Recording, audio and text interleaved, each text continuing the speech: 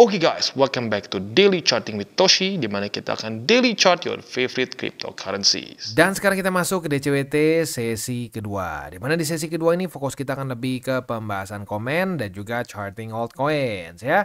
Mumpung gue belum lupa, langsung aja gue ingetin di depan ya. Nanti malam kita akan upload satu video mengenai statistik di bulan Agustus ya. Karena gue perhatiin sudah semakin banyak yang berspekulasi nih. Wah, Agustus pasti hijau, Agustus pasti merah. Nah, kita lihat aja statistiknya seperti apa dan bumbu fundamentalnya seperti apa. Karena jujurnya ini cukup penting buat kita tahu. Statistically speaking, quite interesting lah ya. Jadi buat lo yang tertarik buat tahu nih bulan Agustus kira-kira akan seperti apa secara fakta data statistiknya, silakan boleh stay tune, nanti malam kita akan up videonya ya. Nah, sisanya ya kita ingatkan lagi bahwa ini hari terakhir data penting dari US akan keluar ya. Sisanya Sabtu Minggu udah nggak ada. Jadi ya gue ingetin sekali lagi, 7:30 malam kita akan ada durable goods orders. Jadi buat lo yang punya posisi futures dekat-dekat ke 7:30 malam, belum kena target TP, pertimbangkan untuk tutup posisi. Untuk yang konservatif at least ya. Buat yang agresif minimal pasang SL ya. Sip, kondisi BTC sekarang kita bisa lihat di sini. Sayangnya signifikan di bawah dari EMA 20. Apakah akan jebol atau enggak? Ya kita tunggu besok karena masih ada beberapa jam ya sampai jam 7 besok ya, jam 7 pagi besok. So, jangan tebak-tebakan, bisa saja kok cuma nge-wake begitu ya. Jadi paling benernya kita analisa itu setelah dia daily close. Jangan lagi masih running, wah udah jebol nih pasti bla bla bla, karena suka ada yang begitu ya. Wah, udah pasti jebol nih, kita nge-short, taunya cuma nge-wake. Wah, sakit perut ujung-ujungnya ya. Jadi ya itu makanya gue sering ngomong kan, bereaksi. Bereaksi artinya apa? Sudah keluar dulu datanya. Jangan kita lagi jalan candlenya terus kita nebak. Wah udah nih, udah begini, jelek nih ya. Belum close ya, kita analisa itu setelah close. Sip. Langsung aja kita masuk ke BTCD. Untuk BTCD kita bisa lihat di sini ya. Hari ini kembali melemah ya, kembali melemah walaupun dalam kondisi balance sheet yang turun sedikit ya. Ya nggak sedikit sebenarnya, turun lumayan di sini ya. Wah, jadi lumayan menarik nih ya. Padahal balance sheet turun. Biasanya balance sheet turun akan menguat lagi BTCD.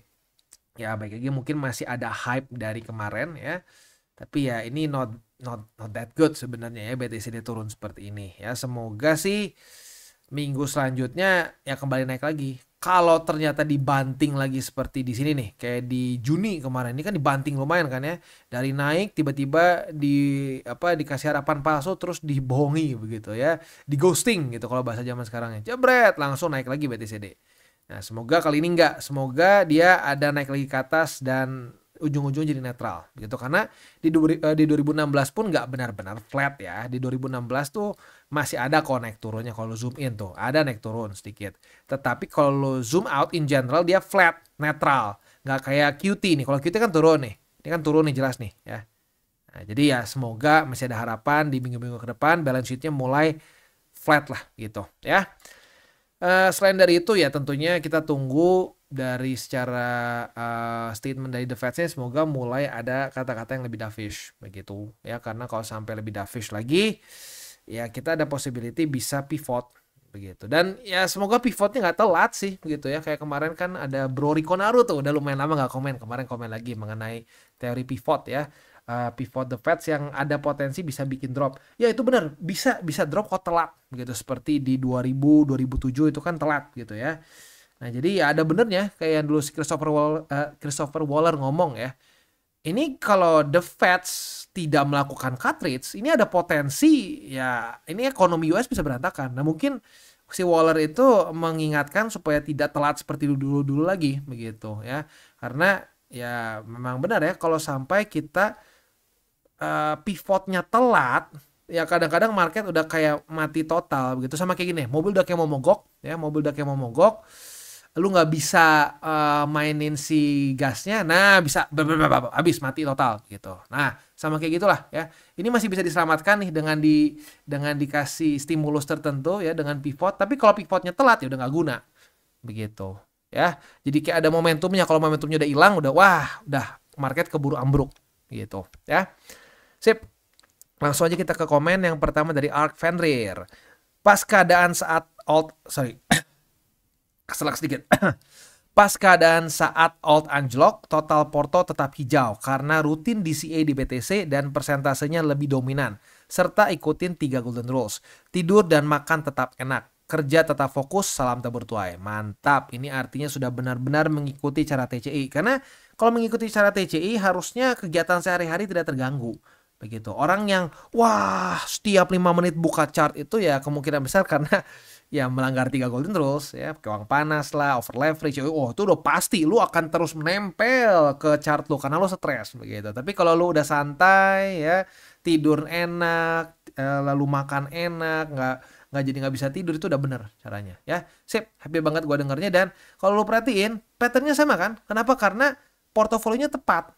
Ya, lebih banyak BTC. Jadikan BTC sebagai fondasi. Gitu. Jadi ya jadi kagak stres kok seperti itu ya. Mantap, ini ciri-ciri klasik dari orang-orang yang sudah benar-benar mengikuti cara TCI ya. Next dari C-Spot. Haduh, kapok gua minus hari ini di alt all in. Waduh, all in ya. Dah lah, kopas Bang Toshi aja trade-nya. Boleh ya, sebenarnya nggak harus kopas percis, lu boleh modif-modif sedikit. Tapi yang paling mendasarnya seperti 3 golden rules, jangan pakai uang panas, jangan over leverage, berpikir jangka panjang. Plus ya itu rasionya sebenarnya ujung-ujungnya bikin orang jadi hancur tuh karena kebanyakan di alts dan ya seringnya begini nih all in. Apalagi kalau all innya kemarin-kemarin ya mungkin ekstra sakit perut ya karena banyak alts yang terjun payungnya nggak main-main sebenarnya ya. Kayak contoh XRP ini sehari ngedam 10,34% begitu. Jadi ya makanya sekali lagi ya, jauhi all in, terus saja di CA dan ya 3 golden rules seperti yang basically lu tinggal ngikut ini deh si Bro Ark Ventrir gitu ya. Next. Dari mana nih? Dari Abdul Hamid. Gara-gara gua FOMO, gua habis $420. Mau nangis gua sisa 220. Ya sudah jadikan sebagai suatu ya jadikan suatu pelajaran lah begitu. Dan ini gua nggak tahu ya habisnya kenapa, apakah karena liquid atau spotnya minus gitu ya. Ya kalau sampai minusnya sampai segede gini ya kemungkinan besar karena kebanyakan alts atau futures sih ya. Jadi antara dua itu kemungkinan besar. Ya sudah. Ya yang penting lo tahu kan gara-gara FOMO begitu. Nah, next time ya jangan FOMO lagi gitu. Karena kan kita sudah terus mengingatkan untuk ya jangan maksakan beli di resisten begitu ya. Ya udah nggak apa. Semua orang pasti pernah ada kesalahan, tapi yang penting sadar dulu ada kesalahannya, maka itu udah proses awal. Itu langkah pertama untuk kita ya membenarkan diri kita ke depannya gitu ya. Sip, jangan patah semangat, ayo terus belajar gitu. Next dari ikan apa ini? Ikan tomang gendut. Wah, lucu juga namanya ya, ikan tomang gendut. Gue yakin banget orang-orang yang bilang lu bertele-tele itu orang-orang mental pejudi. Tapi sekali tahu influencer mereka dukun semua bakal sadar mindset lu kok. Jeleknya semua orang selalu lihat hasil bukan proses kok. Tetap semangat, ingetin kita semua kok. Yang mencela biarkan aja sampai dapat hikmahnya. Benar sekali ya. Ya benar, gue setuju banget sih. Rata-rata menurut gue mentalnya pejudi. Karena ya begitu. Bacot lah. Lu banyak bacot tuh udah intinya mau naik atau turun. Nah gitu kan. Ya berarti benar. Mentalnya pejudi. Udah gue pengen pasang nih. Gue mau pasang my bet nih begitu kan. Ya susah begitu ya. Tapi baik lagi. Nggak semua mau belajar. Dan kalau gue dulu berusaha biar semua orang bisa berubah gitu. Tapi kalau gue rasa nggak. Beberapa orang memang wataknya dablek.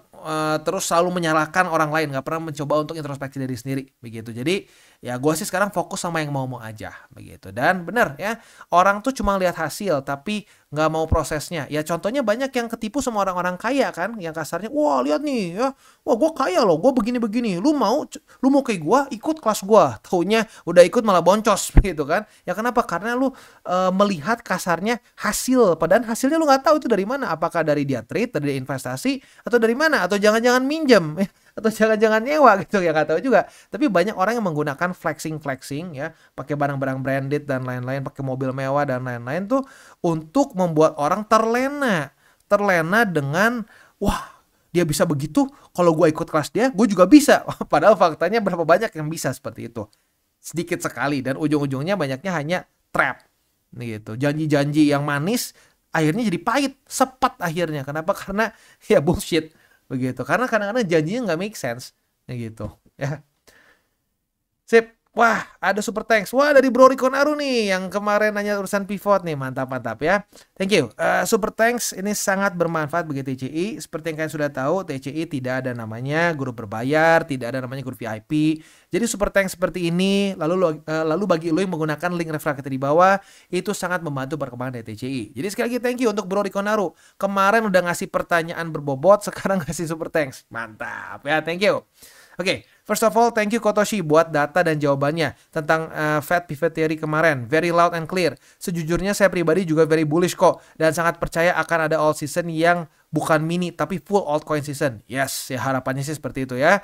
Karena dari data ETF ETH-nya, ya benar ya, inflow benar. Yang tadi pagi masuk itu sangat besar dibandingkan ETF-nya keluar dan 14-15 hari berturut-turut. Inflow lebih besar daripada outflow-nya. Tapi di satu sisi saya merasa bias terlalu bullish kok. Semua di sosmed, di grup kripto semua makin yakin 100% alt season akan terjadi. Jadi saya mencari counter news atau teori. Iya sih sebenarnya ya kadang-kadang gitu ya. Kalau orang-orang udah banyak yang nge-hype, suka dikasih ini ya, suka dikasih apa namanya surprise dulu begitu ya. Ceritanya biar meredam kefomoanku. Ya sebenarnya ada benernya. Gini loh, mungkin aja ya. Ini kita ngomong berteori aja, mungkin aja misalkan ya. Kan kita tahu ini ya apa namanya kebetulan juga kita ngebahas mengenai nanti di ini deh. Ngomongin di Agustus juga kan ya, kita akan ada ya nanti ada event penting lah di Agustus ya. Lu boleh stay tune juga, nanti malam kita akan bahas ya. Jadi jangan-jangan mungkin saja kita ada semacam apa namanya, ada semacam drop lagi yang bikin orang panik dulu and then baru lanjut lagi ke atas gitu ya. Kalau di 2021-nya mungkin gue ingat sama di sini nih. Banyak sekali yang tidak siap dengan drop ini ya. Ya sebenarnya kalau ngomong siap juga gue nggak siap sih drop di sini ya. Ya tapi waktu drop di sini banyak yang menyerah ya. Waktu BTC ke M50. Nah mungkin dalam perjalanan kita ke all time high nanti di terakhirnya jangan-jangan ada surprise yang nggak perlu segede gini, tapi mungkin ada surprise yang bikin orang menyerah gitu, membuat para turis ini udah kapok dulu, mereka udah keluar dari market baru naik lagi. Ya tapi baik lagi itu hanya teori saja lah ya. Oke. In my humble opinion, untuk alt season bisa terjadi harus melibatkan beberapa aspek. Satu, BTC harus bisa tetap konsolidasi atau break resistance 121K, menciptakan all time high baru. Kedua, ETH harus all time high juga baru liquidity bisa flow ke big caps, medium caps, dan low cap. Yes, bener banget ya.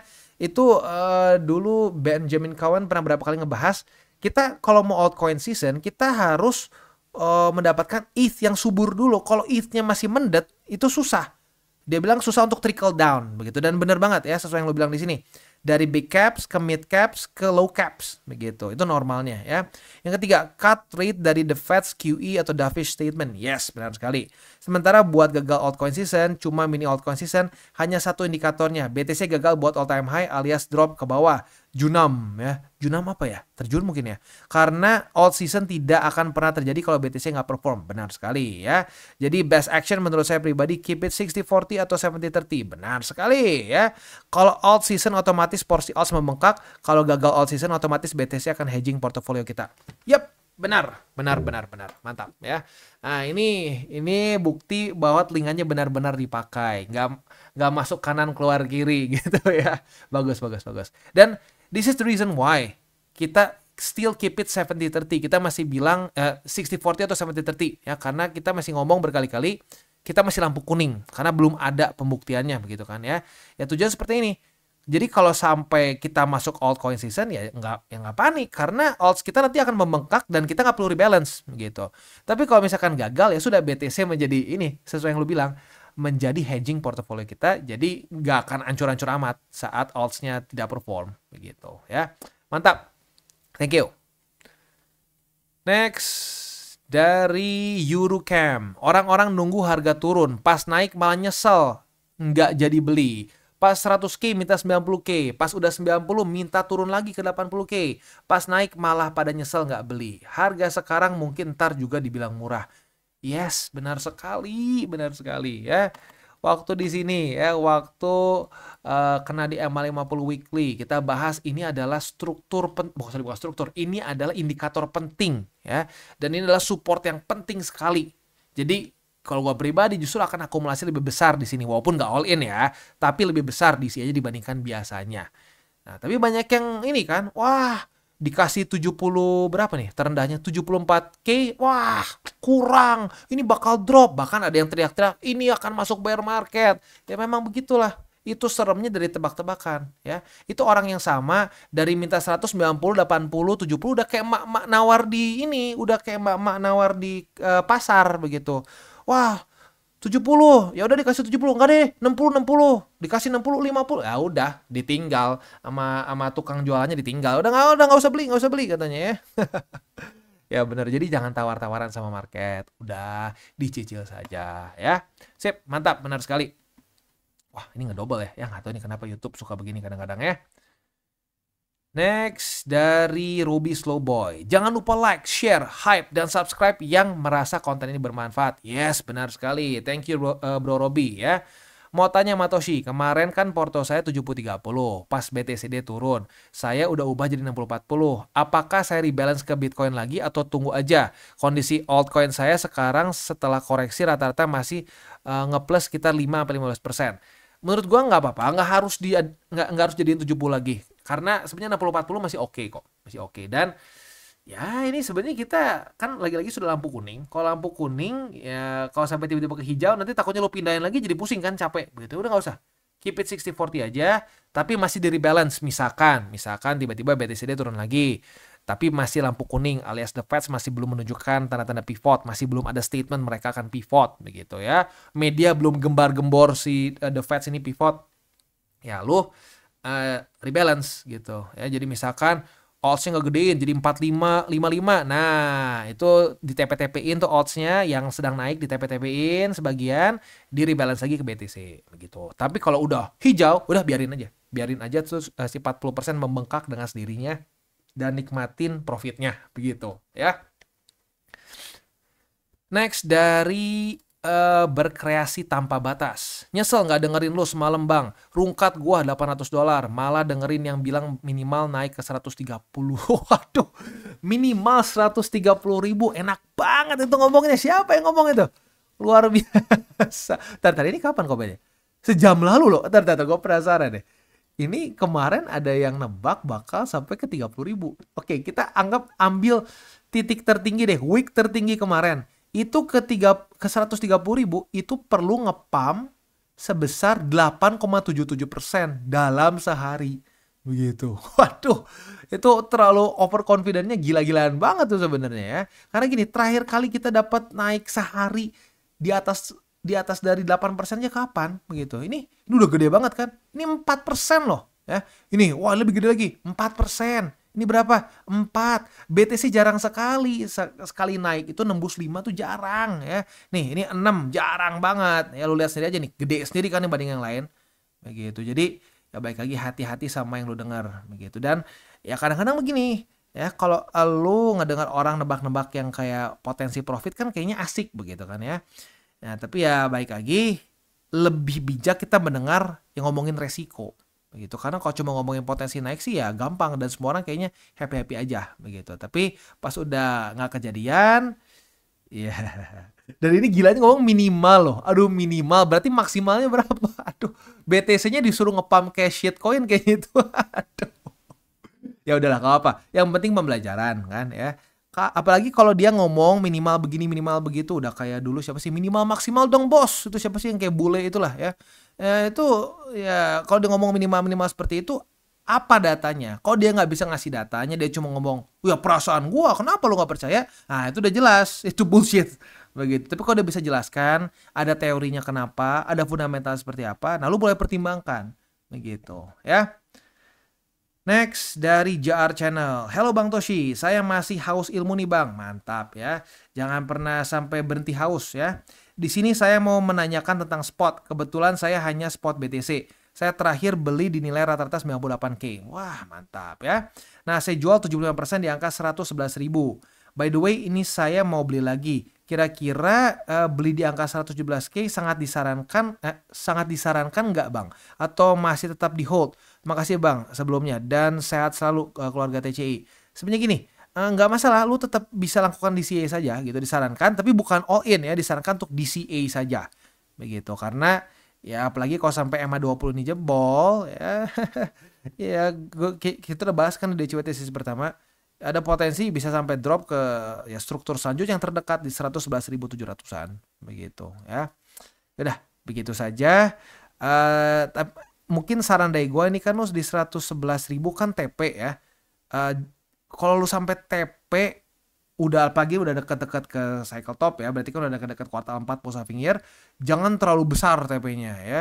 Kayak gue pribadi kemarin ETH, lalu apalagi ETH, lalu XRP, BNB tuh 10%-an TP-nya. Jadi ya jangan terlalu gede lah gitu, karena nanti kalau terlalu gede, walaupun nggak semua ya masih ada sisa, nanti setiap kali BTC naik sedikit suka ada bisikan dari iblis tuh, udah resisten beli aja sering kali begitu ya. Jadi ya itulah saran dari gua ya. Sip, tapi overall nggak masalah ya. Kan juga lagi dalam berproses, saya lagi belajar juga, dan yang penting DCA aja begitu, mau di nanti EMA 20 atau lagi di struktur 111 lagi, silakan bisa lanjut saja di CA begitu. Yang penting tidak all in gitu. Next dari Gasdon. Nanya, Mak, ketika para institusi dirasa cukup untuk akumulasi BTC, apakah nanti Bitcoin bisa nggak ada lagi di gue takut salah baca nih. Ketika para institusi dirasa cukup untuk akumulasi BTC, jadi mereka udah ngerasa oke nih udah cukup gitu ya, apakah nanti Bitcoin bisa nggak ada lagi di exchange? Maksudnya bisa nggak ada lagi tuh, udah nggak ada yang jual lagi tuh di exchange, atau mustahil buat hal itu terjadi. Kalau itu terjadi berarti harganya meledak dong nanti. Koreksi sekarang apa karena fundamental? Kalau nggak fundamental mungkin para bandar lagi cari target liquid. Takutlah ketika orang-orang serakahlah ketika orang-orang takut. Bukankah seberapa besar yang kau hasilkan di market, tapi seberapa banyak yang kau investkan di market. Selamat bertuai. Mantap. Ini dua-duanya dari Opa Warren ya, Opa Warren Buffett ya. Menurut gue, in theory sih nggak mungkin sampai benar-benar exchange nggak jual lagi BTC, karena pasti akan ada yang nge-trade juga begitu. Aset apapun ya, saham sekuat apapun, saham yang demand-nya sebesar apapun, ujung-ujungnya pasti kan akan ada selalu jual belinya begitu. Pasti ada yang berpikir jangkanya pendek gitu, trade-nya jangka pendek gitu. Jadi sampai benar-benar nol enggak lah, nggak mungkin begitu. Tapi apakah akan semakin scarce? Ya mungkin ya, dengan mereka para institusi ini kan lebih berpikirnya jangka panjang. Jadi mereka lebih akumulasi jarang mereka jual gitu kan.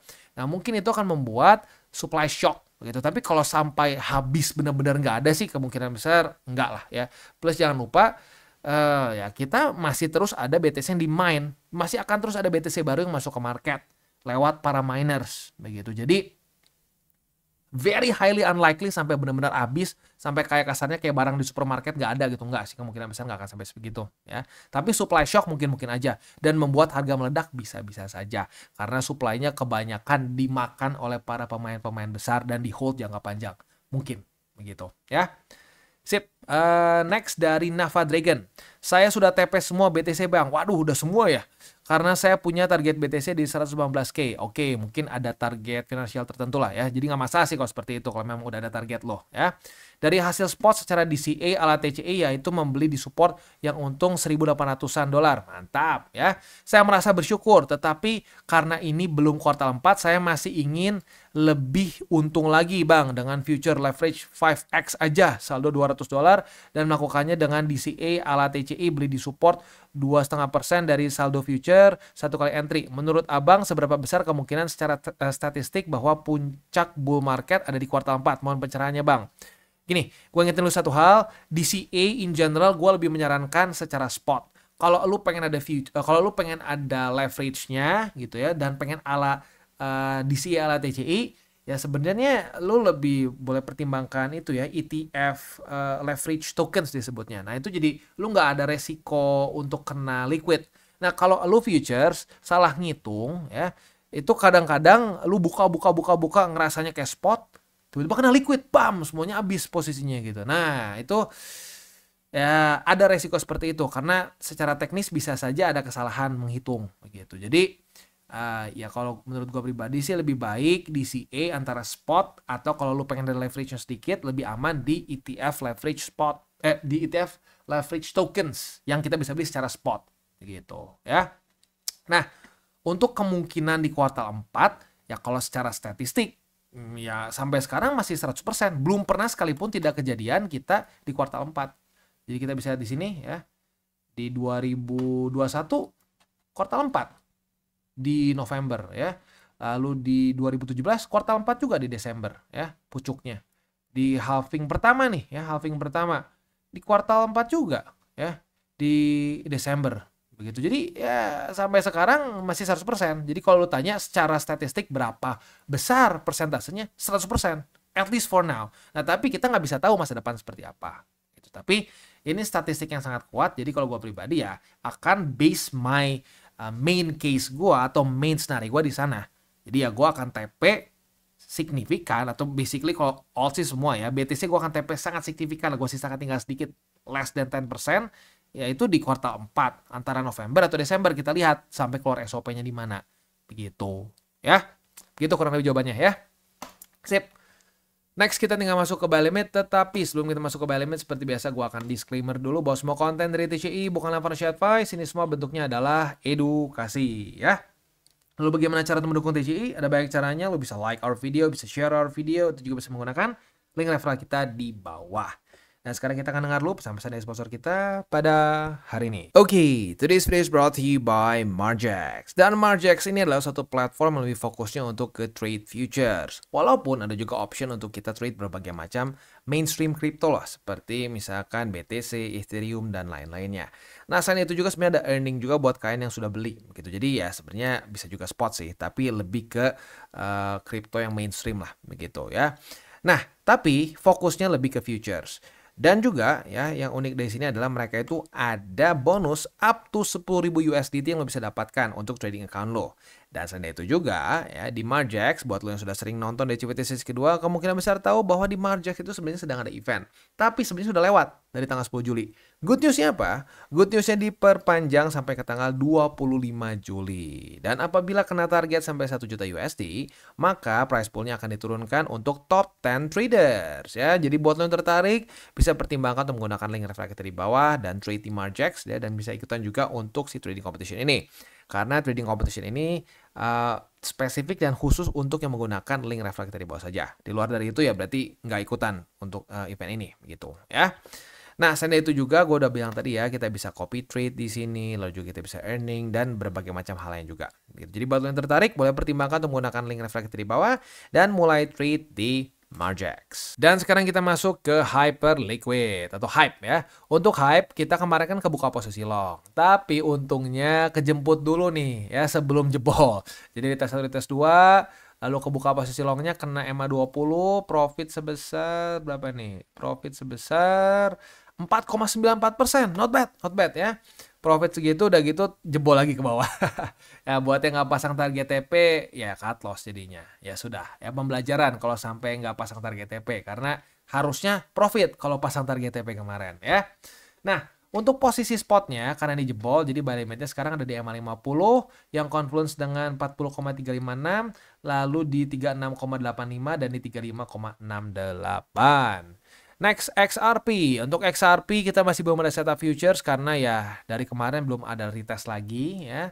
So langsung aja ke spot. Spotnya ada di EMA 20 yang pertama itu di angka 2,996 ya. Tapi ada struktur juga di 94 jadi lu boleh pilih antara dua itulah ya. Next di 2,76 dan di 2,58. Cardano, untuk Cardano kemarin sudah terjadi retest pertama di angka 0,841 sebagai resisten. Nah hari ini apabila terjadi retest kedua, kita bisa buka posisi short dengan target TP kita di MA20. Itu yang paling konservatifnya. Yang lebih agresifnya boleh pertimbangkan di angka 0,723 gitu. Posisi spot MA20 200 ini cukup dekat jadi kita hitung satu aja ya. Lalu buy limit selanjutnya ada di 0,723 dan yang terakhir di MA50 ya. Itu kurang lebih untuk setup di DCWT sesi kedua ini. Sebelum kita tutup seperti biasa gue ingatkan lagi 3 golden rules. Jangan pakai uang panas, jangan over leverage, berpikirlah jangka panjang. Dan salam tabur tuai. Ingat, apa yang lo tabur akan lo tuai, jadi taburlah sebanyak mungkin hal baik. Oke guys, jadi itu adalah akhir dari segmen DCWT kita pada hari ini. Dan jangan lupa bagi kalian yang merasakan manfaat dari segmen ini, jangan lupa untuk share ke teman-teman kalian. Dan apabila lu pengen mensupport channel kita, ya TCI, jangan lupa untuk menggunakan link referral kita di bawah. Nggak wajib, ya, tetapi apabila lu menggunakan link referral kita di bawah, ada macam-macam, ya, dari Bybit, Huobi, Maxi, toko kripto, dan banyak lagi, ya. Ya, walaupun nggak wajib, tapi kalau menggunakan link referral kita, lu secara langsung membantu perkembangan dari TCI. Dan satu lagi, jangan lupa juga untuk join Telegram group kita, di mana kita bisa ngobrol-ngobrol santai mengenai dunia cryptocurrency secara dua arah. So, jangan lupa untuk like, subscribe, click the bell icon, and see you on the next video.